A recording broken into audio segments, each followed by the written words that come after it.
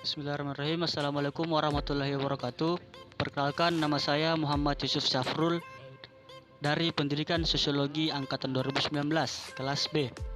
Di sini saya akan memaparkan atau menjelaskan mengenai tugas statistik sosial, yaitu mengenai regresi sederhana dengan judul pengaruh KDRT terhadap keharmonisan keluarga. Baik, untuk di variabel view ada variabel X dan Y, di mana variabel X saya beri nama di label yaitu tingkat KDRT, dan variabel Y saya beri nama di label tingkat keharmonisan keluarga. Selanjutnya ada data view, di mana di data view ini sudah ada 30 responden dengan berbagai tingkat dari variabel X dan Y, di mana di variabel X atau variabel tingkat KDRT ada beberapa tingkatan dari 1 sampai 5, dan variabel Y atau tingkat keharmonisan keluarga bertingkat dari 5 sampai 10. Selanjutnya untuk analisis deskriptif, kita masuk di menu analis, lalu pilih deskriptif statistics, lalu pilih frequencies.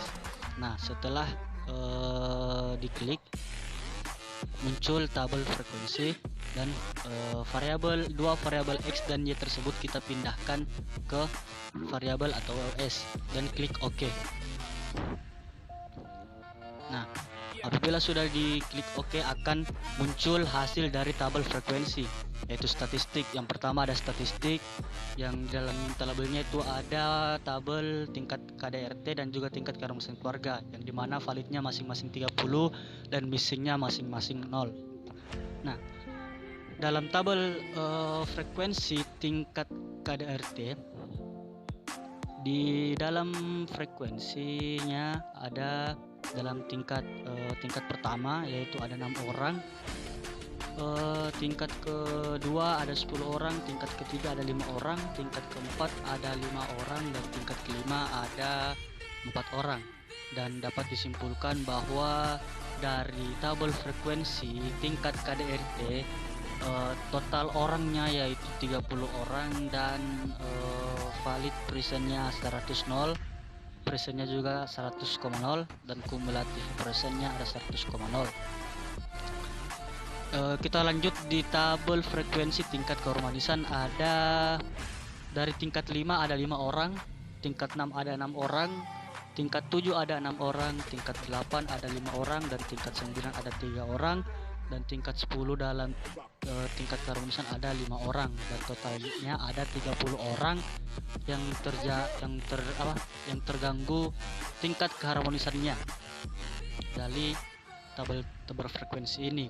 Dalam presentnya itu simpulannya ada 100,0 dan valid presentnya 100,0, dan kumulatif presentnya juga 100,0. Nah, selanjutnya di dalam deskriptif statistik, pertama kita masuk ke menu analis, masuk ke deskriptif statistics dan pilih deskriptif. Nah, di dalam deskriptif options kita checklist min, checklist standard deviation, dan checklist minimum dan maksimum, dan juga pilih di display order, pilih variable list, lalu klik continue. Nah, setelah melakukan hal tersebut akan muncul hasil dari deskriptif statistik, yaitu tingkat KDRT N-nya ada 30, minimumnya 1, maksimumnya 5, min-nya 2,70, dan standar deviation-nya ada 1,343. Di tingkat keharmonisan N-nya ada 30, maksimumnya ada 5, maksimumnya ada 10, minimumnya ada 5, min-nya 7,33, dan standar deviation-nya ada 1,709. Jadi valid N atau East-West N-nya yaitu 30. Selanjutnya ada di bagian grafik histogram. Nah, di dalam bagian grafik histogram ini kita masuk ke seperti yang ada di gambar. Nah, lalu memilih bar. Setelah memilih bar, akan muncul hasil seperti ini. Nah, di grafik KDRT Anda teman-teman dan bisa lihat sendiri hasilnya seperti ini. Dan selanjutnya ada regresi linear sederhana. Nah, di dalam regresi linear sederhana ini kita masuk ke menu analis, pilih compare means, lalu pilih means. Nah, setelah pilih means, dua variabel tersebut, pertama tingkat keharmonisan kita masukkan ke dependent list, dan tingkat KDRT atau variabel X kita masukkan ke independent list. Nah, setelah itu masuk ke mean of change, lalu klik test checklist test for linearity, lalu klik continue. Nah, selanjutnya ada hasil uji linearitasnya, yaitu di ANOVA table. Jadi di sini dapat disimpulkan bahwa berdasarkan tabel ANOVA uji linearitas, nampak nilai Diffusion linearity sig adalah 0,607, yaitu lebih besar dari alpha 0,05. Disimpulkan bahwa ada hubungan linear secara signifikan antara variabel tingkat kekerasan atau tingkat KDRT atau tingkat variabel X dengan tingkat keharmonisan keluarga yaitu variabel Y. Nah, di dalam uji normalitas Kolmogorov-Smirnov, kita masuk ke menu analis, masuk ke regression, lalu pilih linear. Setelah memilih linear, dua variabel tersebut kita pindahkan. Variabel tingkat keharmonisan kita pindahkan ke dependent, dan variabel tingkat KDRT atau variabel X kita pindahkan ke independence. Lalu klik OK.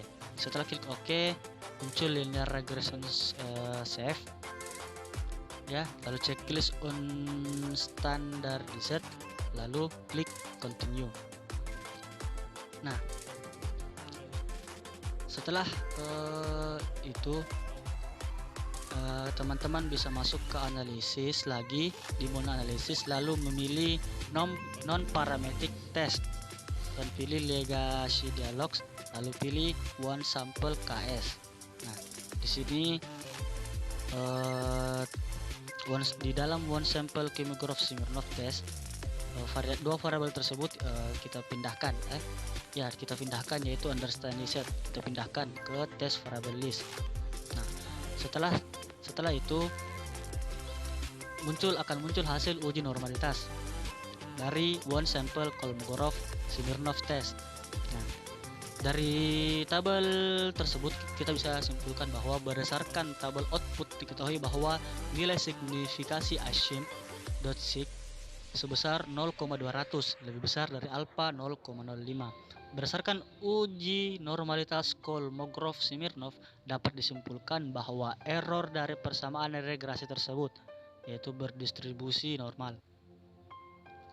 Selanjutnya ada analisis data regresi linear sederhana. Teman-teman masuk lagi di menu analis, lalu pilih regression, masuk ke linear. Nah, setelah masuk ke linear, dua variabel tersebut kita pindahkan seperti biasa, tingkat keharmonisan variabel Y di dependent list dan tingkat KDRT atau variabel X di independent list, lalu klik OK. Setelah itu akan muncul hasil dari persamaan regresi linear sederhana, yaitu di tabel koefisien atau koefisien, dimana di sini adalah persamaan regresinya, bisa dilihat sendiri dari kesimpulan dari tabel di atas. Dan selanjutnya ada uji signifikan koefisien regresi. Nah, dalam tabel koefisien ini bisa disimpulkan bahwa uji hipotesis koefisien atau koefisien stres kerja sebenarnya 0,115. Signya ada 0,636, A-nya sama dengan alpanya ya 0,05. Karena sig sama dengan 0,636 lebih kecil dari alpha sama dengan 0,05, jadi 0 tidak ada hubungan antara X dan Y atau tidak signifikan. dijelaskan dari H1 ada hubungan antara X dan Y yaitu signifikan, maka I ditolak. Kesimpulan, ada hubungan negatif yaitu 0,155 dan signifikan antara stres kerja dengan prestasi kerja. Dalam koefisien determinasi yaitu di model summary berdasarkan tabel nilai R-square atau konversi determinasi sebesar 0,008 atau 0,8% yang berarti bahwa variabel X1 atau stres kerja berpengaruh terhadap dia yaitu tingkat keharmonisan keluarga sebesar 0,8%, selebihnya dipengaruhi variasi lainnya. Mungkin itu saja yang bisa saya jelaskan dari tugas final mata kuliah statistik sosial. Adapun kelebihan dan kekurangannya mohon dimaafkan. Wassalamualaikum warahmatullahi wabarakatuh.